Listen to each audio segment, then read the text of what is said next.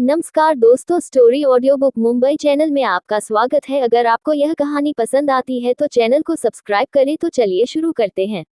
Washroom में अब तक आप लोगों ने पढ़ा कि हर्षवर्धन और अनाया एक दूसरे के करीब आते हैं और हर्षवर्धन खुद पर से काबू खो देता है। इसीलिए वह उसे अपनी गोद में उठाते हुए तुरंत बिस्तर से खड़ा हो गया और उसे ऐसे ही ले जाते हुए वॉशरूम की ओर बढ़ गया। वहीं अनाया, जो हर्षवर्धन की गोद में छटपटा रही थी, क्योंकि उसे कहीं ना कहीं हर्षवर्धन के इरादे समझ आने लगे थे और उसे शर्म भी बहुत आ रही थी। वो हर्षवर्धन के सीने पर हल्के हल्के मुक्के मारते हुए बोली, क्या कर रहे हो हर्ष आप? मुझे नीचे उतारिए। लेकिन हर्षवर्धन कहाँ उसकी सुनने वाला था। वह उसे वॉशरूम में ले जाकर प्लेटफॉर्म पर बिठा देता है और उसको अपनी आंखों में देखने को कहते हुए मैग्नेटिक वॉइस में बोला, प्लीज बेबी हेल्प करो। इतना बोलकर वह उसका हाथ अपने हॉट हुए पार्ट पर रख देता है और फिर सैडिक्टिव आवाज में बोला, तुम जानती हो ना, तुम्हारा हस्बैंड खुद पर और कंट्रोल नहीं रख पा रहा है, तो एक प्यारी बीवी की तरह मेरी मदद करो। वैसे भी तुम्हारी वजह से मैंने खुद पर से कंट्रोल खो रहा हूँ, तो अब तुम्हारा फर्ज बनता है कि तुम मेरी मदद करो। अनाया, जो पहले ही शर्म की वजह से पके टमाटर की तरह लाल हो चुकी थी, वह ना में अपना सिर हिलाते हुए बोली, बिल्कुल नहीं हर्ष, प्लीज मुझे जाने दो। इतना बोलकर वह जाने की कोशिश करती है, लेकिन हर्षवर्धन उसके होठों पर होंठ रखते हुए एक चार्मिंग वॉइस में बोला, प्लीज बेबी हेल्प मी। इस बार उसकी आवाज में कौन सा जादू था कि अनाया उसकी बात टाल ही नहीं पाई और अपनी नजरें चुरा कर उसकी मदद के लिए हामी भर देती है। ऐसा होते ही वॉशरूम से काफी अजीब आवाजें आ रही थी और किसी के कराहने की आवाज भी आ रही थी। 2 घंटे बाद, तकरीबन 2 घंटे बाद अनाया वॉशरूम से बाहर आती है। इस वक्त उसका चेहरा शर्म और गुस्से की वजह से लाल हो चुका था। वह अपना हाथ सहलाते हुए हर्षवर्धन को घूरते हुए बोली, दुष्ट आदमी कितना बुरा है, मेरे हाथ में दर्द होने लगा है। वही उसके पीछे ही हर्षवर्धन अपनी कमर पर टॉवल लपेटे हुए बाहर आया। उसके चेहरे पर एक जंग जीतने वाले मुस्कान थी, जिसे आज काफी सेटिस्फाइड महसूस कर रहा हो। वह ऐसे ही अनाया को आगे जाते हुए देख रहा था। वह उसे अपनी बाहों में उठाते हुए प्यार से बोला, गुस्सा हो बेबी। अनाया मुंह फुलाते हुए बोली, आप क्यों मुस्कुरा रहे हो? आपकी वजह से मेरा हाथ भी दर्द करने लगा। आप बहुत दुष्ट हो। इतना बोलकर वह अपना मुंह फेर लेती है। अनाया की इस क्यूट सी हरकत से हर्षवर्धन के चेहरे पर मुस्कान आ जाती है। आज उसे महसूस हो रहा था कि सच में उसकी बीवी अभी सिर्फ 21 साल की है, वरना तो उसे हमेशा ऐसा ही लगता था कि उसकी बीवी उसी की उम्र की है, मैच्योर और एडल्ट। लेकिन आज उसकी हरकत बिल्कुल टीनेजर जैसी थी। वह उसे बिस्तर पर लेटाते हुए बोला, क्या बात है, मेरी बीवी को रूठना भी आता है, लेकिन इसमें गलती तुम्हारी है। मैं तुम्हें बहुत बैडली, बुरी तरह मिस कर रहा था और तुम्हारी वजह से ही मैं अपने आप को काम में बिजी रख रहा था। लेकिन जब तुम खुद चलकर मेरे सामने आ गई, तो मैं खुद को कंट्रोल नहीं कर पाया। वैसे भी जब तुम मेरे नजदीक होती हो, मैं खुद पर से काबू खो देता हूँ। तुम जानती हो मैंने इतने वक्त से खुद पर कितना कंट्रोल किया हुआ है। यह सुनकर अनाया को भी शर्मिंदगी महसूस होती है, क्योंकि वह जानती थी कि हर्षवर्धन सिर्फ उसकी वजह से रुका हुआ था, वरना 28 साल के आदमी की अपनी पर्सनल नीड्स होती है। लेकिन यही सोचकर कि मैं छोटी हूँ और मुझे दर्द होगा, इसीलिए हर्षवर्धन मेरे नजदीक नहीं आता। ऊपर से हर्षवर्धन तब तक उसके नजदीक नहीं आना चाहता था जब तक वह दोनों एक दूसरे से प्यार न करने लगे। उनकी शादी जिस तरह से हुई थी, हर्षवर्धन नहीं चाहता था कि वह ऐसे ही अनाया की मर्जी के बिना उसके नजदीक चला जाए। लेकिन फिर भी अनाया नाराज थी, क्योंकि आज हर्षवर्धन ने जो उसके पास करवाया था, उसने कभी नहीं किया था, ना इस जन्म में ना पिछले जन्म में। यह उसकी पहली बार था, इसीलिए उसे शर्म के साथ साथ गुस्सा भी आ रहा था। वह ऐसे ही मुंह फुलाकर सो गई।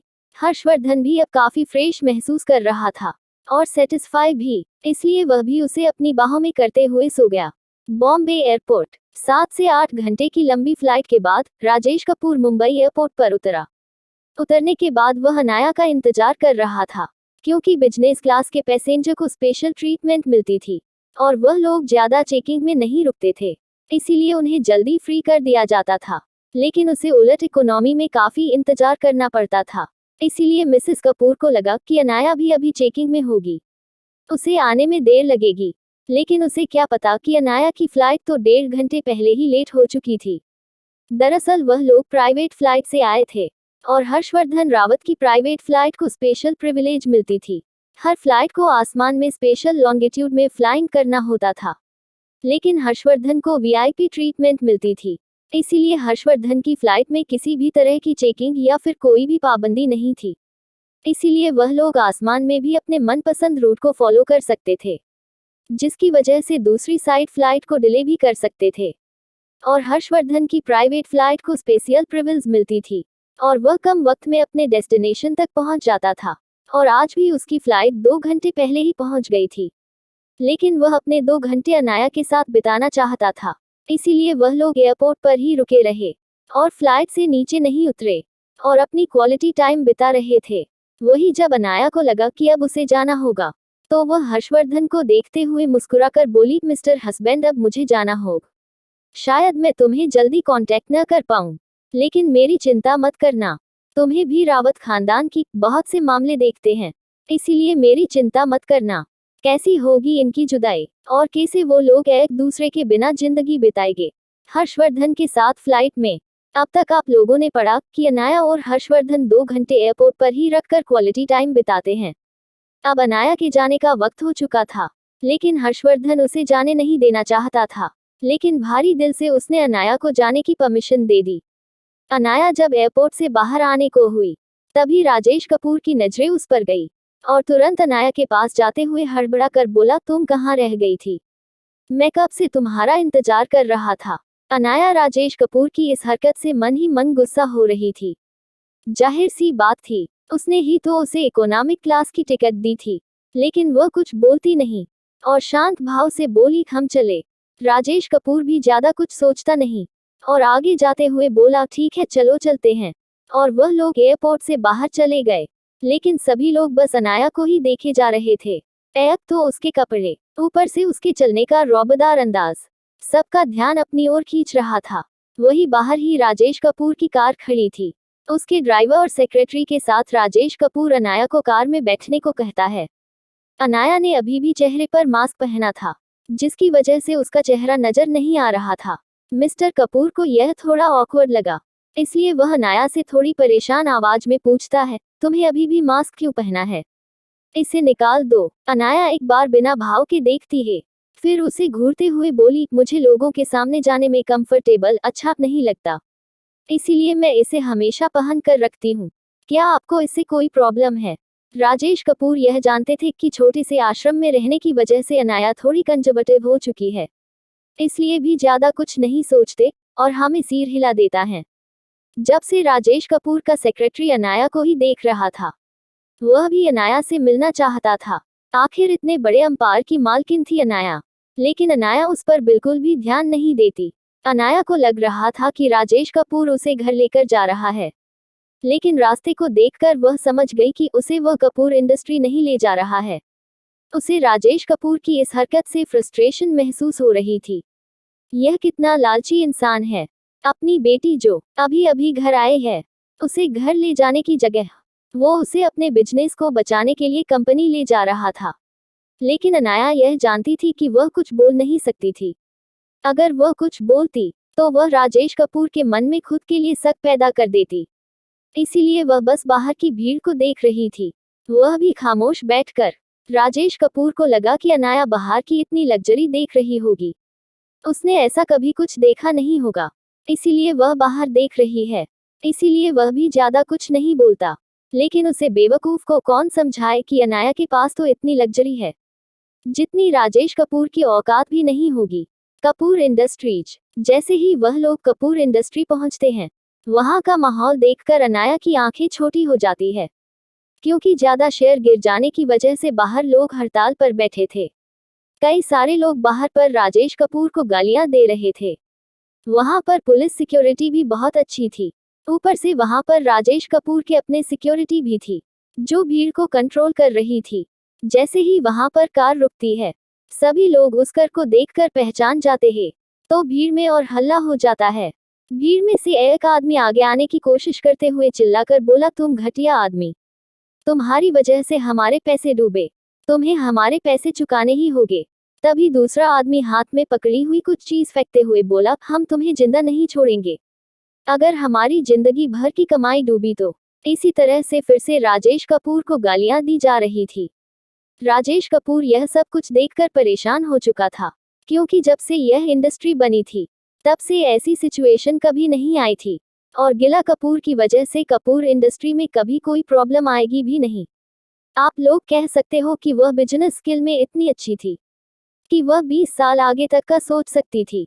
वह जानती थी कि राजेश कपूर भरोसे के लायक नहीं है, इसलिए उन्होंने अपनी बेटी का फ्यूचर सिक्योर करने के लिए इस इंडस्ट्री को इतना मजबूत बना दिया कि आज तक राजेश कपूर बिना किसी परेशानी के भी कपड़े इंडस्ट्री को चल रहा था। लेकिन उसकी बेवकूफ की वजह से और हर्षवर्धन के प्रेशर की वजह से कपूर इंडस्ट्री में इतना बड़ा तूफान खड़ा हो चुका था। दूसरी ओर इन सभी मुसीबत और तूफान से दूर अनाया अपने ही ख्यालों में खोई हुई थी। उसकी आंखों के सामने उसके पिछले जन्म की कुछ यादें तैर गई कि वह कैसे इस इंडस्ट्री में आया करती थी। हालांकि विशाल और उसके सौतेली मां की वजह से वो ज्यादा वक्त इस इंडस्ट्री को संभाल नहीं पाई थी, और उसके कमजोर शरीर की वजह से विशाल ने उसकी बहन को ऑफिस लाकर उसकी इंडस्ट्री की कमान अपने हाथों में ले ली थी। इसलिए इस इंडस्ट्री में उससे ज्यादा जानवी कपूर को इम्पोर्टेंस दी जाती थी और उस नीची नजर से देखा जाता था।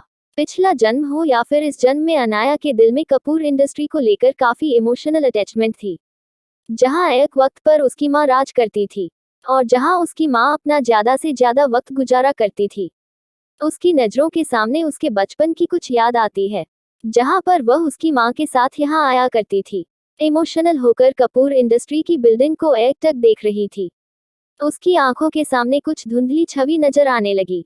तकरीबन 10 साल की एक छोटी सी बच्ची अपनी मां का हाथ पकड़कर कंपनी अंदर जा रही थी। वही एक बच्ची वह कार से उतरते हुए शैतानियां करके कंपनी के गेटकीपर को परेशान कर रही थी, और कंपनी का स्टाफ भी उस बच्ची को काफी पसंद किया करता था, जो अनाया बिटिया और प्रिंसेस कह के उसके पीछे दौड़ते रहते थे। यह सब कुछ याद करते ही अनाया की आंखें नम हो गई। यह उसकी जिंदगी की काफी प्रेशियस मेमोरी थी, क्योंकि वह 10 साल की बच्ची वो खुद थी, और वह औरत उसकी मां गीता कपूर थी, जिसके साथ वो यहाँ आया करती थी। क्या अनाया अपनी पुरानी यादों से बाहर आ पाएगी, और क्या वो अपना फ्यूचर इस जन्म में बदल पाएगी? कपूर इंडस्ट्रीज में अब तक आप लोगों ने पढ़ा कि अनाया कपूर इंडस्ट्री को देखकर इमोशनल हो गई, और उसकी नजरों के सामने उसकी पिछले जन्म की कुछ बुरी यादें और उसके इस जन्म की बचपन की उसकी मां के साथ की यादें उसकी आंखों के सामने तैर गई। वो कई सारी इमोशंस में बह रही थी। उसकी नजरें बस कपूर इंडस्ट्री पर टिकी हुई थी। हालांकि उसका चेहरा छुपा हुआ था, इसलिए उसके चेहरे के भाव और उसके दिल की उथल पुथल कोई महसूस नहीं कर पा रहा था, और ना ही उसके दिमाग में क्या चल रहा है कुछ समझ पा रहा था। वही राजेश कपूर को इस चीज से कोई फर्क नहीं पड़ रहा था कि अनाया क्या सोच रही है या उसके दिल में क्या चल रहा है। उसके लिए तो बस उसकी कंपनी सब कुछ थी। वह कार से उतरकर अनाया को बाहर निकालने का इशारा करता है। उसका इशारा देखकर और आसपास का शोरशराबे से उसका ध्यान भी अपनी पुरानी यादों से टूटता है। वह भी बिना इमोशन के अपने कंधे पर काफी यूनिक तरह का बैग कंधे पर टांगती है और कंपनी के अंदर जाने लगती है। वही वहां खड़ी हुई भीड़ और वहां खड़े हुए बाकी के लोग अनाया को ही घूर रहे थे। दरअसल अनाया ने पुराने जमाने में जैसे कपड़े पहनते थे, जैसे लॉन्ग प्लाजो जैसा पेंट, उसके ऊपर काफी यूनिक तरह का घुटनों से ऊपर तक का कोट पहना था, और उसके ऊपर भी उसने लॉन्ग जैकेट डाल रखी थी, जो भी काफी यूनिक ओवरकोट था, जिसकी वजह से अनाया का पतला सा फिगर उन कपड़ों पर छुप गया था। हालांकि यह एक प्रकार के पुराने जमाने के ट्रेडिशनल कपड़े थे, लेकिन आज के जमाने में ऐसे कपड़े शायद ही किसी ने देखे होंगे, इसीलिए हर किसी को अनाया कुछ अलग लगी। इसलिए सबको का ध्यान उसकी ओर चला गया। वहीं कंपनी में भी सभी लोग उसे ही देख रहे थे। अनाया बिना किसी भाव के अंदर जाने लगी। राजेश कपूर भी उसके साथ ही जा रहा था। राजेश कपूर उसे सीईओ की प्राइवेट लिफ्ट से मीटिंग रूम की ओर ले जाने लगा, क्योंकि मीटिंग हॉल में माहौल काफी गंभीर हो चुका था। कब से उसका सेक्रेटरी उसे घूर कर रहा था। वह लोग जैसे ही मीटिंग हॉल में पहुंचे, सबकी नजर एक साथ उनके ऊपर टिक गई। अनाया भी गौर से वहां बैठे हुए लोगों को घूर रही थी। वो घूर क्या रही थी? वो यह देख रही थी कि कौन उसका दुश्मन है और कौन उसके साथ है। वह अपनी बिना इमोशन की नजरों से उन सबको स्कैन कर रही थी। वही राजेश कपूर के साथ एक लड़की को देखकर थोड़ी देर के लिए तो सभी लोग खामोश हो गए हैं। वहीं उस लड़की का इतना अजीब पहनावा देखकर तो बाकी के लोग और ज्यादा खामोश हो गए, लेकिन कोई कुछ बोलता नहीं, बस चुपचाप राजेश कपूर को घूर रहे थे। उनमें से कुछ नजरें तो खा जाने वाली थी, जो राजेश कपूर के सख्त खिलाफ थे। लेकिन गीता कपूर की स्ट्रांग बिजनेस स्किल और उन लोगों की बिजनेस में इन्फ्लुएंस की वजह से राजेश कपूर से शेयर होल्डर से हटा भी नहीं सकता था। कुछ लोग ऐसे भी थे जो राजेश कपूर के लिए काम करते थे, या तो वह लालची हो गए थे, या फिर उन लोगों ने अपना फायदा देखा था, जिसकी वजह से उनकी नजरों में राजेश कपूर एक सही इंसान था। वहां पर कई सारे लोग अपनी अपनी सोच में बैठे हुए थे। वहीं अनाया एक ही नजर में दोस्त और दुश्मन के बीच का फर्क पहचान चुकी थी। वर्ल्ड की टॉप 5 मेंटालिस्ट मनोचिकित्सक होने की वजह से अनाया लोगों को पहचानने में कभी गलती नहीं करती थी। बस एक नजर उनकी आंखों में देखने से ही अनाया उनकी पूरी जन्म कुंडली एक ही पल में जान जाती थी। राजेश कपूर और अनाया अंदर आते हैं। राजेश कपूर अनाया को एक सीट की ओर इशारा करके बैठने को कहता है। अनाया भी बिना भाव के उस सीट पर जाकर बैठ जाती है। राजेश कपूर अपनी सीईओ की चेयर पर बैठ जाता है। तभी एक शेयर होल्डर गुस्सैल आवाज में बोला, मिस्टर राजेश कपूर, आपको नहीं लगता कि आपको हमें एक एक्सप्लेनेशन देने की जरूरत है? एक तो कंपनी की हालत इतनी खराब है, हमने तकरीबन 5 बड़ी डील खो दी और back to back company loss में जा रही है। यहाँ तक कि अगर कुछ दिनों में कंपनी के हालात ठीक नहीं हुई तो कंपनी बैंकक्रप्ट हो जाएगी, और आप अभी भी कहीं घूमने के लिए गायब हो गए थे। तभी दूसरा शेयर होल्डर बोला, बिल्कुल सही बात है, ऊपर से मिस गीता कपूर के शेयर्स जो उनकी बेटी के नाम पर है, और कई सारा फंड जो उनकी बेटी के नाम पर है, जिसकी वजह से हम और बड़ी मुसीबत में फंस गए हैं। अगर वह शेयर्स आप हैंडल कर रहे होते तो हम उसे बाहर बेचकर कंपनी का लॉस सेटल भी कर सकते थे। यह सुनकर अनाया, जो खामोश होकर उनकी बातें सुन रही थी, उसकी मूठियां गुस्से में कस गई। इन दो कौड़ी के आदमियों की हिम्मत कैसे हुई उसकी मां की प्रॉपर्टी पर नजरें रखने की? उद्धरण चिन्ह। अनाया बहुत मुश्किल से अपने गुस्से को कंट्रोल करके बैठी थी। वैसे तो अनाया एक डॉक्टर होने की वजह से बहुत ज्यादा शांत थी और ज्यादा लोगों की बातों पर रिएक्ट नहीं करती थी, लेकिन जब बात उसकी मां की और उनकी चीजों की आती थी तब अनाया काफी ज्यादा अग्रेसिव हो जाती थी। तब उसके अंदर की डेविल साइड बाहर आ जाती थी।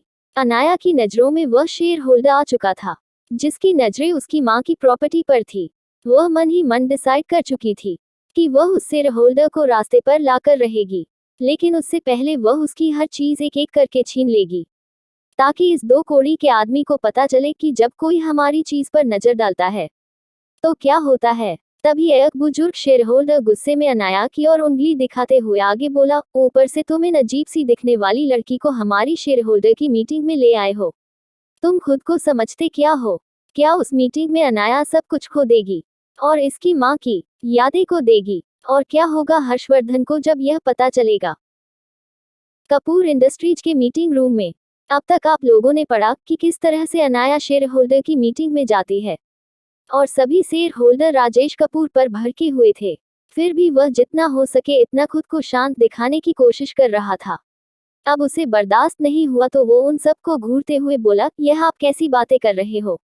और रही बात इस लड़की की, तो उसका हक बनता ही यह बैठने का, इसी लिटल वो यहाँ आए हैं। यह कहते हुआ उसके चेहरे पर हल्का घमंड था। यह सुन एक उम्रदराज शेयर होल्डर नाराज आवाज में बोले, बस बहुत हुआ। कौन है यह लड़की और तुम उसे यह क्यों लाए हो? साफ साफ बताए, हम यह खाली नहीं बैठे हैं, हमें भी काम होता है। यह सुन राजेश कपूर को भी गुस्सा आया था, लेकिन वो खुद को शांत करवा के बोला, इसे मिलिए, यह है अनाया कपूर, मेरी और गीता की बेटी। यह सुन सभी लोग सदमे में जा चुके थे और आंखें फाड़े बस अनाया को घूरने लगे।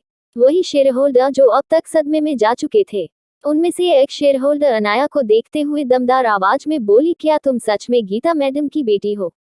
दरअसल वह शेयर होल्डर कुछ वक्त पहले ही बना था। पहले वह गीता कपूर के अंडर काम करता था, लेकिन उसने अपना खुद का बिजनेस शुरू किया और गीता कपूर के एहसान चुकाने के लिए उसी की कंपनी में इन्वेस्ट किया। वही उसकी बात सुनकर अनाया सिर हिलाते हुए बोली, जी हाँ, मैं उन्हीं की बेटी हूँ। अनाया ने उन्हें इतनी रिस्पेक्ट इसीलिए दी थी क्योंकि वह जानती थी कि उसके सामने जो आदमी खड़ा था वह उसकी माँ का सबसे वफादार इंसान था, और वह आज भी उसकी माँ की रिस्पेक्ट करता था।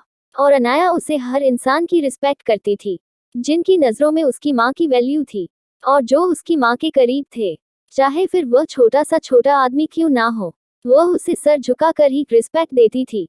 तभी एक और शेयर होल्डर जो राजेश कपूर के लिए काम करता था, वह शक भरी नजरों से राजेश कपूर को देखता है।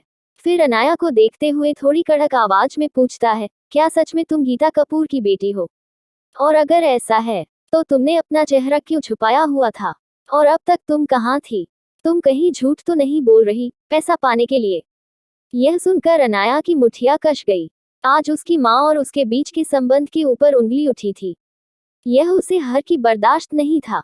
इस दुनिया में अगर वह सबसे ज्यादा किसी रिश्ते की रिस्पेक्ट करती थी तो वह था उसकी माँ के साथ का रिश्ता, क्योंकि उनके इस दुनिया से जाने के बाद भी वह उसे पागलों की तरह प्यार करती थी और उनकी रिस्पेक्ट करती थी। कभी कभार आज भी उसे कई जगहों पर यह एहसास होता था कि उसकी माँ उसके साथ थी। और जब से उसकी जिंदगी में उसका रोबोट रैम आया था, तब से तो उसे हमेशा से ही ऐसा लगता था जैसे उसकी माँ हमेशा उसे सुन रही है और उसके साथ है, चाहे फिर वह आशीर्वाद के रूप में ही क्यों ना हो। इसीलिए वह मुठिया करते हुए अपनी डिप मगर गंभीर आवाज में बोली, गीता कपूर मेरी माँ है और यह बात कोई झुकला नहीं सकता। अच्छा होगा आप ऐसे अजीब सवाल पूछने की जगह आप कोई और सवाल करें। और वैसे भी बहुत जल्द सबको पता चल जाएगा कि गीता कपूर ही मेरी माँ है। उसके लिए आपको इतना परेशान होने की जरूरत नहीं है। उसकी बात में कहीं ना कहीं तंज था, जो शेयर होल्डर को अपनी इंसल्ट लगी, क्योंकि वह शेयर होल्डर काफी घमंडी था। तो वह राजेश कपूर को देखते हुए थोड़े गुस्सैल आवाज में बोला, क्या तुमने मुझे यहाँ पर शर्मिंदा करने के लिए बुलाया है? तुम्हारी बेटी को बिल्कुल भी रिस्पेक्ट नहीं आती। यह सुनकर राजेश कपूर को भी गुस्सा आया। वह गुस्से में अनाया को देखते हुए उसे डांटने के अंदाज में बोले, यह क्या बदतमीजी है? अनाया, वह तुमसे बड़े हैं, तुम्हें उसे रिस्पेक्ट देनी चाहिए। क्या तुम्हें किसी ने सिखाया नहीं? यह सुनते ही अनाया की मुठिया गुस्से में और कस गई। वो सोच रही थी, रिस्पेक्ट देनी चाहिए, वह भी उस घटिया आदमी को। वह राजेश कपूर को देखते हुए बिना भाव के बोली, हाँ आपने सही कहा, मुझे किसी ने सिखाया नहीं, क्योंकि मेरी माँ काफी साल पहले ही गुजर चुकी है और मेरे पिता ने मुझे मरने के लिए अकेला छोड़ दिया था। और रही बात उन्हें रिस्पेक्ट देने की, तो मुझे मेरे गुरु ने रिस्पेक्ट देना जरूर सिखाया है, लेकिन उसे इंसान को जो रिस्पेक्ट के काबिल हो, उन इंसान को नहीं जो मेरी इंसल्ट करें। आपको तो उन्हें तभी रोक देना चाहिए था जब उसने मेरे और मेरी माँ के ऊपर सवाल उठाया था, तब तो आप खामोश बैठे रहे। इतना सुनना था कि राजेश कपूर का सिर झुक गया। वह जानते थे कि अब अनाया के दिल में उसके लिए बिल्कुल भी रिस्पेक्ट या प्यार नहीं था, लेकिन उन्हें नहीं लगा था कि वह इस तरह से सबके सामने उसकी इंसल्ट कर देगी। वह गुस्से से पागल हो रहा था, लेकिन वह कुछ बोल नहीं सकता था, क्योंकि अनाया सही थी। ऊपर से अनाया पर उसका बिल्कुल भी बस नहीं चलता था। वहीं अनाया का अंदाज देखकर वहां बैठे सभी को एहसास होने लगा था कि कहीं ना कहीं यह गीता कपूर की ही बेटी है, क्योंकि गीता कपूर भी बिल्कुल वैसी ही थी, बेबाक, बेवकूफ और निडर। इसके आगे मुंह खोलने के लिए अच्छे से अच्छा बिजनेसमैन भी एक बार जरूर सोचता था। अनाया भले ही यहाँ अभी अभी आई थी, पहले ही वह इस एटमॉस्फेयर से वाकिफ नहीं थी, लेकिन उसके आसपास का और अब इतना स्ट्रांग था कि वह सभी लोग खुद को उसे नीचा समझते थे। तभी एक बिजनेसमैन जिसे इन सब लड़ाइयाँ से कोई फर्क नहीं पड़ता था, वह बस पैसा कमाने में मानता था, उसके हिसाब से यह सब कुछ फालतू था। वह थोड़े गुस्सैल आवाज में बोला, आप लोग अपना यह घरेलू मामला घर पर जाकर सुलझाना, मुझे सिर्फ मेरे प्रॉफिट से मतलब है। आप मुझे यह बताएं कि आप मेरी इन्वेस्ट की हुई रकम को मुझे वापस कैसे लौट आएंगे, क्योंकि जिस तरह से कंपनी के हालात है, हम बहुत जल्द रास्ते पर आ जाएंगे। आपने इस बारे में क्या सोचा है? उसकी बात सुनकर बाकी सबको भी याद आता है कि वह लोग यहाँ पर कंपनी के हालात सुधारने के लिए इकट्ठा हुए थे। क्या कंपनी के हालात सुधरेंगे? और क्या इस बार भी राजेश कपूर उसे सीरियस लेने में कमियां होगा? मीटिंग हॉल में अब तक आप लोगों ने पढ़ा कि सभी लोग कपूर इंडस्ट्री के हालत ठीक करने की तरकीब खोज रहे थे, ताकि वो दिवालिया न हो। तभी एक शेयर होल्डर बोला, हमें किसी से इन्वेस्ट करने के लिए कहना चाहिए, वह भी काफी नामी कंपनी को, ताकि हमारे शेयर्स के वैल्यू और ना गिरे और हमें संभलने का मौका मिले। तभी एक शेयर होल्डर उनका मजाक उड़ाते हुए बोला, ऐसी डूबती हुई कंपनी में कोई बड़ी कंपनी इन्वेस्ट क्यों करेगी? उससे अच्छा है वो लोग अपना कोई बिजनेस खोल लगे। तभी दूसरा शेयर होल्डर बोला, ठीक है, तो हमें अपने कुछ शेयर्स बाहर बेचने के लिए निकालने होंगे, ताकि हमें कुछ इन्वेस्टमेंट मिले। इतना बोलकर सभी की नजरें राजेश कपूर की ओर चली गई, क्योंकि जाहिर सी बात थी, कंपनी के शेयर्स बेचकर अगर कंपनी में पैसा इन्वेस्ट करवाना है तो वह शेयर राजेश कपूर के ही होने चाहिए थे। बाकी सब तो अपने पैसे के लिए ही वहां आए थे, वह लोग ऐसे ही अपना शेयर नहीं देने वाले थे। यह देखकर राजेश कपूर थोड़ा हड़बड़ा जाता है, क्योंकि उसके पास भी ज्यादा कोई शेयर्स नहीं थे। हालांकि सबसे ज्यादा शेयर्स कपूर इंडस्ट्री में कपूर खानदान ही होल्ड करता था, लेकिन कोई यह नहीं जानता था कि सभी शेयर्स अनाया के नाम पर है। राजेश कपूर को उसे छूने की भी इजाजत नहीं थी, और राजेश कपूर ने ब्लैक मनी और इधर उधर से धोखाधड़ी करके जो पैसे कमाए थे उसने कपूर इंडस्ट्री के 2% शेयर्स खरीदे थे। उसके अलावा उसके पास एक भी शेयर्स नहीं था। सबको अपनी और इस तरह से देखता देख राजेश कपूर को गुस्सा आया। वह भला अपनी मुश्किल से इकट्ठा किए हुए शेयर क्यों बांटने लगा। अगर उसे शेयर देने भी होते तो वह पैसा लेकर देता, और पैसा खुद के अकाउंट में रखता है। इस कंपनी में थोड़ी इन्वेस्ट करता। यह कंपनी उसकी थोड़ी है। जब तक यह कंपनी उसके नाम नहीं होती तब तक वह ऐसी कोई मेहनत नहीं करने वाला था। तभी राजेश कपूर का एक चापलूस शेयर होल्डर अपनी चेहरे पर दुनिया भर की मक्कारी लाते हुए अनाया को देखकर बोला, अगर यह गीता कपूर की बेटी है तो सबसे ज्यादा शेयर यही होल्ड करती है। हमें इसी के शेयर को मार्केट में निकालने चाहिए ताकि हम कंपनी बचा सके। वही उसके यह चंद लफ्ज अनाया के कान में पड़ते ही उसके अंदर का गुस्से का गुब्बार तकरीबन फूटने को था। उसका बस चलता तो वह उस शेयर होल्डर का गला अभी ही काट देती। उसने गुस्से में अपनी मुठिया कस ली। उसे शेयर होल्डर की ओर देखते हुए वह मन ही मन बोली, लगता है इसका जिंदा रहने का कोई इरादा नहीं है, इसलिए इसकी नजरें मेरी माँ की यादों पर है। अनाया ही यह बात जानती थी कि उसने खुद को किस तरह से कंट्रोल किया हुआ था। वही जो राजेश कपूर के साथ के शेयर होल्डर जो उसकी चापलूसी करते थे, उन लोगों को भी यह आइडिया सही लगा। वह लोग भी उनकी बातों में हामी भरते हुए बोले, सही बात है, इन्होंने सही सुझाव दिया है, हमें यही करना चाहिए। राजेश कपूर के मन में भी लाल आ गया। वह यही सोच रहा था कि अब तो अनाया वापस आ चुकी है, अब तो वह एक एक करके अनाया से वह सब कुछ ले लेंगे जो उसके पास है। और वह शुरुआत इस कंपनी के शेयर से करना चाहते थे ताकि इस कंपनी का हॉल उनके पास आ जाए। उनकी यही प्लानिंग थी कि वह अनाया के शेयर्स मार्केट में निकालेंगे और ब्लैक मार्केट से किसी और तरीके से वह शेयर्स खुद ही खरीद लेकर, ताकि धीमे धीमे करके इस कंपनी पर उनका कंट्रोल हो जाए और वह एक एक करके अनाया को बाहर फेंक सके। यही सोचते हुए उसके चेहरे पर कुटिल मुस्कान आ गई। उन्हें लग रहा था कि उनकी यह कुटिल मुस्कान किसी ने नोटिस नहीं की, लेकिन वह कहाँ जानते थे कि अनाया अब वह पहले वाली भोली भाली बच्ची नहीं थी। वह उड़ते पंछी के पर गिन सकती थी। तो फिर यह तो एक्सप्रेशन थे। वैसे भी वह वर्ल्ड की टॉप मेंटालिस्ट थी। हल्के से हल्का एक्सप्रेशन पढ़ना उसकी खासियत थी। वह समझ चुकी थी कि राजेश कपूर के दिमाग में क्या चल रहा है। यह बात उसके दिल में लगाई थी। वह शेयर होल्डर तो फिर भी पराये था, जो इसकी जायदाद पर नजर डालकर बैठे थे, लेकिन यह तो उसका बाप था। वह कहती नहीं थी, लेकिन दिल ही दिल के किसी कोने में उसे दर्द होता था कि इतना घटिया उसका बाप है। वह कभी कभी यह भी सोचती थी कि क्या सच में यह उसका बाप है भी या नहीं। हालांकि जब उसका रिबॉर्न हुआ था तभी उसने अपनी माँ के साथ अपने आप को भी मरा हुआ समझ लिया था। वह जानती थी कि उसके लिए राजेश कपूर की कोई वैल्यू नहीं है, लेकिन जब उसके बाप ने उसकी माँ की यादों के साथ छेड़छाड़ करने का सोच ही लिया तो वह उसे एक अच्छा सबक सिखाएगा। तभी उसके कानों में राजेश कपूर की आवाज आई, वैसे तो आप लोग सही कह रहे हैं, अभी हमें कंपनी के बारे में सोचना चाहिए और यह सबसे अच्छा आइडिया है। हम अनाया के शेयर्स का इस्तेमाल करके कंपनी के हालात सुधर लेते हैं ताकि हम दिवालिया होने से बच सके। यह सुनकर जो शेयर होल्डर गीता कपूर के लॉयल थे, उनके चेहरे के भाव बदल गए। वह थोड़े नाराज भाव से राजेश कपूर को देखते हुए बोले, वह प्रॉपर्टी अनाया की है, आप उन्हें कैसे ले सकते हैं? और वैसे भी मिस गीता कपूर ने वह सब कुछ पहले ही अनाया को दिया हुआ है। आपको बस इस कंपनी को संभालना था, क्या आप भूल रहे हैं? दरअसल उनमें से कुछ बुजुर्ग शेयर होल्डर को गीता कपूर के बारे में पता था, लेकिन राजेश कपूर भी अब ठीक बन चुका था। वह शेयर होल्डर को देखते हुए थोड़े गुस्से और नाराज भाव में बोला, अगर यह कंपनी ही नहीं रहेगी तो अनाया उस शेयर का क्या करेगी? और वैसे भी वह मेरी बेटी है, वह क्या करेगी क्या नहीं करेगी वह मैं डिसाइड करूंगा। इतना बोलकर वह उसे बुरी तरह घूमने लगा।